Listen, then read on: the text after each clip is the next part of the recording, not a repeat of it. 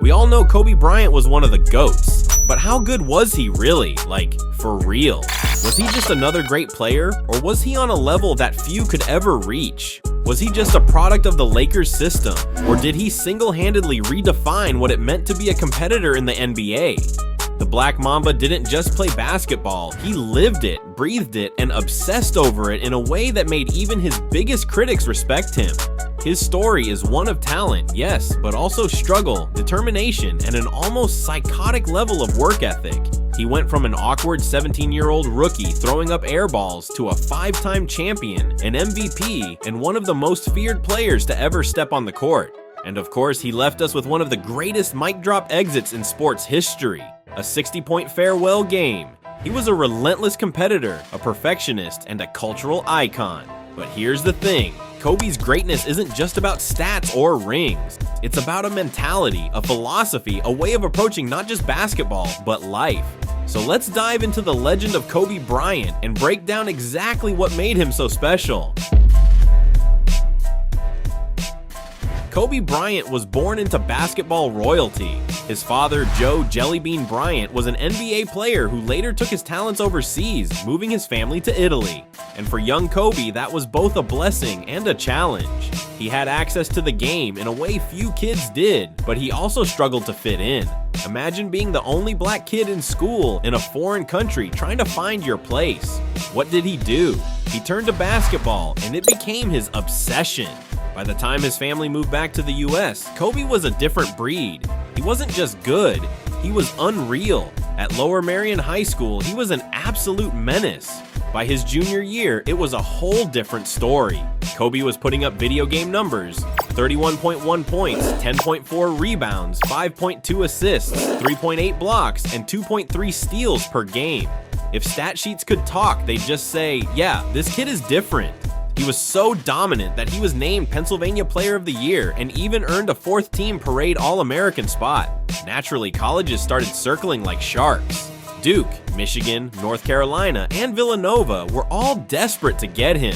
Imagine all those recruiters sweating bullets, praying Kobe would choose their program. But then, something happened. The 1995 NBA Draft. Kevin Garnett, another high school phenom, got picked in the first round. And that got Kobe thinking, why wait?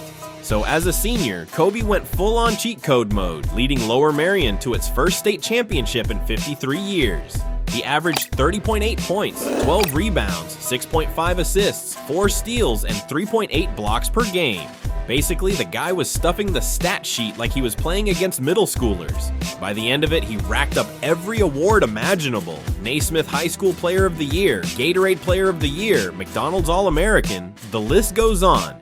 And at just 17 years old, Kobe made a decision that shocked the basketball world. He was skipping college and going straight to the pros. Now, this was the 90s. High school kids jumping to the NBA was rare. Some thought he was the next Jordan. Others thought he was just a cocky teenager who would flame out.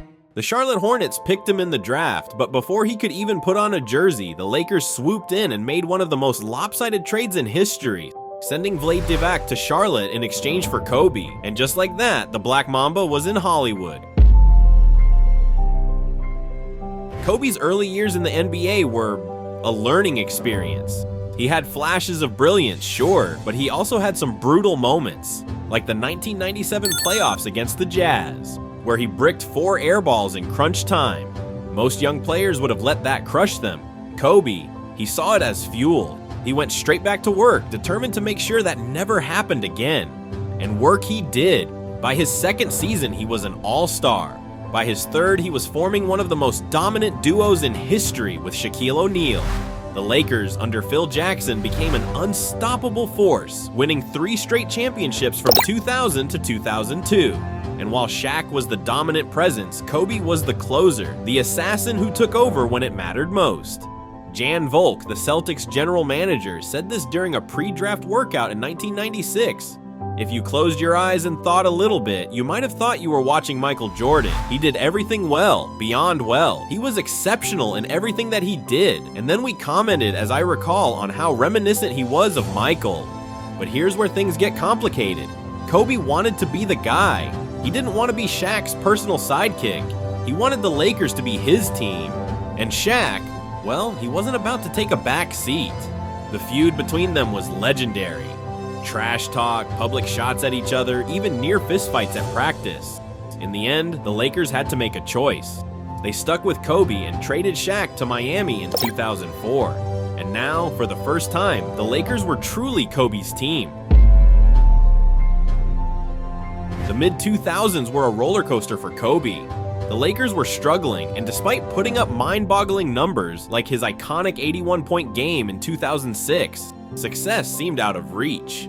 Despite individual brilliance, the Lakers struggled as a team, missing the playoffs in 2005 and losing in the first round in 2006 and 2007. There were moments of frustration, trade demands, even talks of leaving the Lakers. But then everything changed. In 2008, the Lakers made a blockbuster trade for Gasol, and suddenly, Kobe had the perfect running mate. The Lakers were back. They reached the finals 3 straight times from 2008 to 2010, winning back-to-back titles in 2009 and 2010. And that 2010 championship, that was personal. It was against the Boston Celtics, the same team that humiliated the Lakers in 2008. Kobe didn't shoot well in Game 7, but he did everything else, rebounding, defending, willing his team to victory. That 5th ring meant everything to him. After that, time started to catch up, injuries began piling up, but Kobe refused to quit. In 2013, he tore his Achilles. Most players would have been done. Kobe, he walked to the free throw line, hit both shots, then walked off the court like a warrior. He came back, but his body just wasn't the same.